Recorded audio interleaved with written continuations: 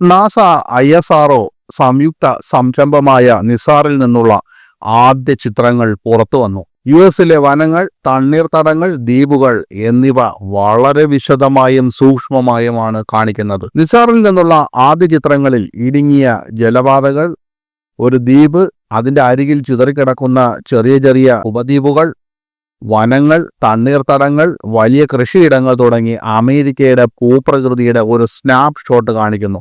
ഇതുവരെ നിർമ്മിച്ചതിൽ വെച്ച് ഏറ്റവും ചെലവേറിയ ഉപഗ്രഹമായി കണക്കാക്കപ്പെടുന്ന NASA ISRO synthetic aperture radar NISAR ഉപഗ്രഹത്തിൽ നിന്നുള്ള ആദ്യ ചിത്രങ്ങൾ ഈ ആഴ്ച ആദ്യം നാസ പുറത്തുവിട്ടു.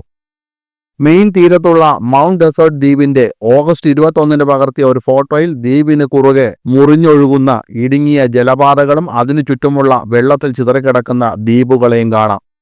ഓഗസ്റ്റ് 23 ഗ്രാൻഡ് ഫോർക്സിലും വാൾഷ് കൗണ്ടികളിലുമായി വ്യാപിച്ചു കിടക്കുന്ന വടക്ക് കിഴക്കൻ നോർത്ത് ഡക്കോട്ടയുടെ ഒരു ഭാഗത്തിന്റെ ഡേറ്റ എൽബാൻഡ് SAR പിടിച്ചെടുത്തു. ഫോറസ്റ്റ് നദിയുടെ തീരത്തുള്ള വനങ്ങളും തണ്ണീർത്തടങ്ങളും ഫ്രെയിമിന്റെ മധ്യത്തിലൂടെ പടിഞ്ഞാറ് നിന്ന് കിഴക്കോട്ടും കൃഷിഭൂമി വടക്കും തെക്കും ഭാഗത്തായി കടന്നു പോകുന്നതായി ചിത്രം കാണിക്കുന്നു. ഇരുണ്ട കാർഷിക പ്ലോട്ടുകൾ തരിശു നിലങ്ങളെ കാണിക്കുന്നു. അതേസമയം ഇളം നിറങ്ങൾ സോയാബീൻ, ചോളം പോലുള്ള മേച്ചിൽപ്പുറങ്ങളുടെയോ വിളകളുടെയോ സാന്നിധ്യത്തെ പ്രതിനിധീകരിക്കുന്നു.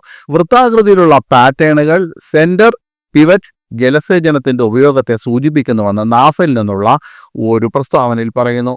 ഓരോ പ്രദേശത്തും താഴ്ന്ന പ്രദേശങ്ങളിലെ സസ്യജാലങ്ങൾ, മരങ്ങൾ അല്ലെങ്കിൽ മനുഷ്യ നിർമ്മിതികൾ എന്നിവ ഏത് തരത്തിലുള്ള ഭൂപ്രകൃതിയാണെന്ന് എൽബാൻഡ് SAR എങ്ങനെ തിരിച്ചറിയുമെന്ന് ചിത്രങ്ങൾ കാണിക്കുന്നു. വനത്തിന്റെയും തണ്ണീർത്തടങ്ങളുടെയും ആവാസ വ്യവസ്ഥകളുടെയും നേട്ടങ്ങളും നഷ്ടങ്ങളും നിരീക്ഷിക്കുന്നതിനും ലോകമെമ്പാടുമുള്ള വളരുന്ന സീസണുകളിലൂടെ വിളകളുടെ പുരോഗതി ട്രാക്ക് ചെയ്യുന്നതിനും ഈ കഴിവ് അത്യന്താപേക്ഷിതമാണ്. ഭൂമിയുടെ മാറിക്കൊണ്ടിരിക്കുന്ന കരയും മഞ്ഞുപാളിയും കുറിച്ച് അഭൂതപൂർവമായി വിശദമായി പഠിക്കാൻ ശാസ്ത്രജ്ഞരെ പ്രാപ്തരാക്കുന്ന ഡേറ്റയും ഉൾക്കാഴ്ചകളും നിസാർ നിർമ്മിക്കുന്ന ഡേറ്റകളുടെ ഒരു തുടക്കം മാത്രമാണ് ഈ പ്രാരംഭ ചിത്രങ്ങളെന്ന് വാഷിംഗ്ടണിലെ നാസ ആസ്ഥാനത്തെ സയൻസ് മിഷൻ ഡയറക്ടറേറ്റിന്റെ അസോസിയേറ്റ് അഡ്മിനിസ്ട്രേറ്റർ നിക്കി ഫോക്സ് പറഞ്ഞു. ജൂലൈ 30 ആന്ധ്രാപ്രദേശിലെ ശ്രീഹരിക്കോട്ടയിലുള്ള ISROയുടെ സതീഷ് ധവാന്റെ ബഹിരാകാശ കേന്ദ്രത്തിൽ നിന്നാണ് നിസാർ ഉപഗ്രഹം വിക്ഷേപിച്ചത്.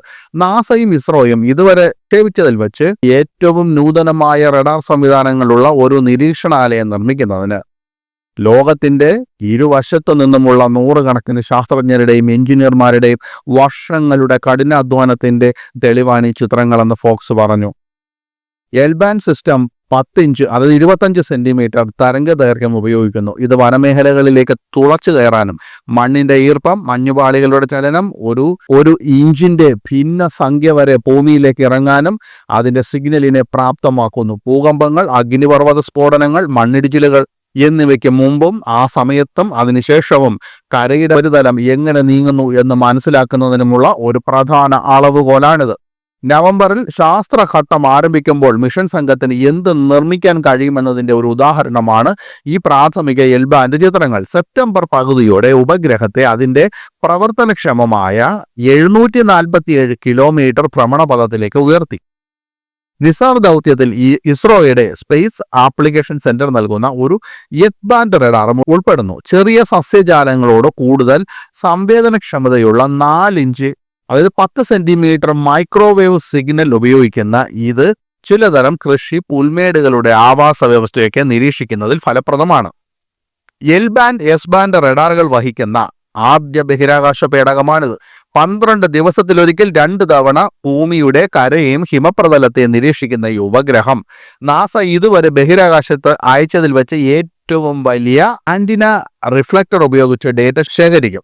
അതായത് അതിന്റെ വലിപ്പം എന്ന് പറയുന്നത് 39 അടി, അതായത് 12 മീറ്റർ വീതിയുള്ള ഡ്രം ആകൃതിയിലുള്ള ആന്റിന റിഫ്ലക്ടറാണ്. നാസയും ഇസ്രോയും തമ്മിലുള്ള വർഷങ്ങളുടെ സാങ്കേതികമായ സഹകരണത്തിലൂടെ സൃഷ്ടിക്കപ്പെട്ട ഒരു പങ്കാളിത്തമാണ് ഈ നിസാർ ദൗത്യം. നിസാറിന്റെ വിജയകരമായ വിക്ഷേപണവും വിന്യാസവും ബഹിരാകാശത്ത് അമേരിക്കയും ഇന്ത്യയും തമ്മിലുള്ള സഹകരണത്തിന്റെ ശക്തമായ പൈതൃകത്തെ കെട്ടിപ്പടുക്കുന്നു. നിലവിലെ ഇന്ത്യ അമേരിക്കൻ ബന്ധത്തിന്റെ ഭാവിയും ഇത്തരം ശാസ്ത്ര സാങ്കേതിക സഹകരണവും കൈമാറ്റങ്ങളുമൊക്കെ എത്തരത്തിലാണ് മുന്നോട്ട് പോകുന്നത് എന്ന് നമുക്ക് കണ്ടറിയണം.